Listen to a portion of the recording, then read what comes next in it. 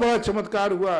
देखो महानुभाव, जब शुभ होता है, कल रात के 1 बजे, अभी चांदखेड़ी से मैं आया हूं चंद्रोदय तीर्थ से, अभी पंचकर्मा किया, 176 मूर्तियों पर एक साथ अभिषेक हुआ।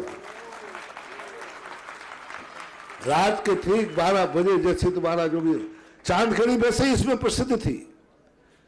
चांदखेड़ी में मूल नायक भगवान के ऊपर अभी, और देखिए कोई सफोकेशन नहीं था, खुले में भगवान बैठे हैं, कोई किवाड़ भी नहीं लगे उसमें। विद्यमान बीसी शंकर जो मार्बल की मूर्तियां बनी थी, वहां से अभिषेक शुरू हुआ। सबसे ऊपर छत पे एक छतरी बनी है और छतरी चारों तरफ से खुली है, कोई सफोकेशन नहीं।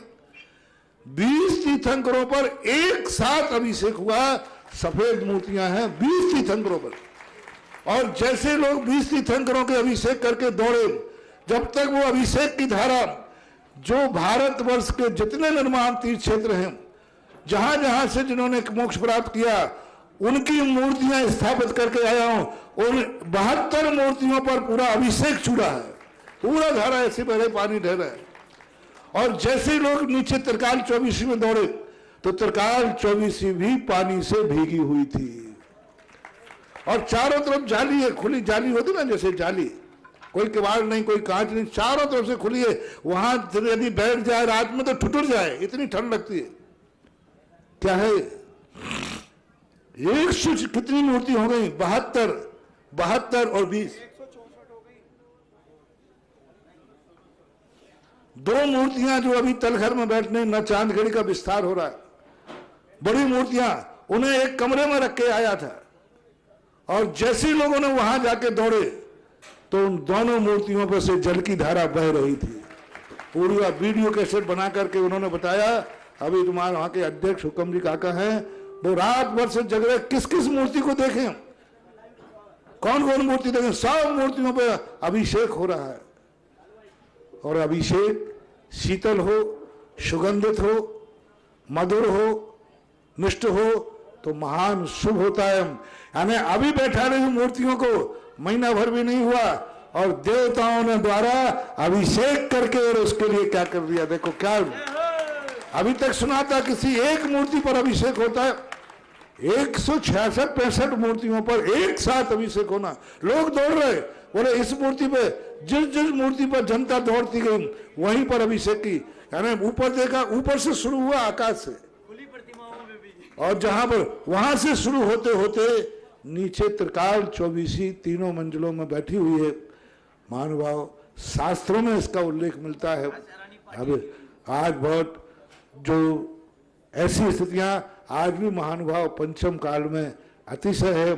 जिन जिन ने चांदखेड़ी में मूर्ति बैठा रही थी, वो धन्य हो गए, और उनका जीवन धन्य हो गया कि मूर्ति बैठाते हुए मैं छोड़ के आ रहा था, विराजमान करके छोड़ रहा था कि अभिषेक नहीं हो पाएगा, मुझे बिहार करना है।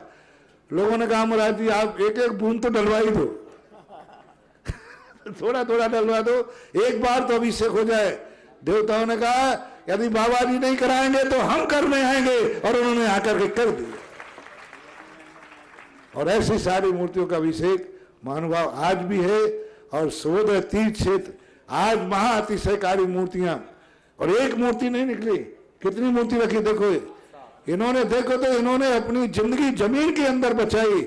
किस पुण्यात्मा के बल पर आया है जो इन मूर्तियों को आवास दान देकर जिनेन्द्र भगवान का मंदिर बनाकर उसमें इनको बैठालवान करेगा। और दूसरी आज यहाँ पर बहुत बड़ी 15 फुट की पद्मासन मूर्ति भी उसी जिनालय में बैठेगी। 15 फुट पद्मासन आदिनाथ आज आ गए, उनका तिलक दान होना है। तिलक दान है, अभी तक वो आपका सगाई होती ना, सगाई का अर्थ क्या होता है, यानी पक्का किया एग्रीमेंट पक्का। अभी तक वो मूर्ति अपनी नहीं थी, शिल्पी की है। आज तिलक दान करके अपन सगाई करेंगे कि यह मूर्ति सुबोधय तीर्थ क्षेत्र में ही रहेगी। दूसरा जहां से मूर्ति निकली थी चाचौड़ा से, वहां के लिए भी मुनिश्वरनाथ भगवान आए, अभी वो शिल्पी के हैं। तिलक दान करके अपन उसको स्वीकार करेंगे। यानी आज के बाद वो सुबोधय तीर्थ, पहले इसको खानों पे जाकर के भूमि पूजन किया जाता, शिला पूजन, अपन वहां नहीं पहुंच पाते हैं। अब यहाँ लेकर के अपन एक कार्य करेंगे। तो आज बहुत बड़े शुभ कार्य हैं। बस अब एक इंतजार है कि वो एक व्यक्ति चाहते हैं जो इन भूगर्भ से निकली हुई और 15 फुट उतंग जो आदिनाथ भगवान यहाँ क्षेत्र पे आए हैं नवीन, इनको रहने का आवास दान की घोषणा करे कि इनका जनाला मैं बनाऊंगा।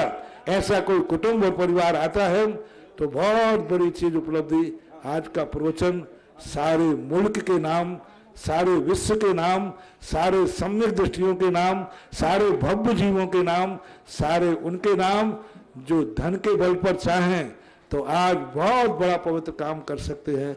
महावीर भगवान की जय।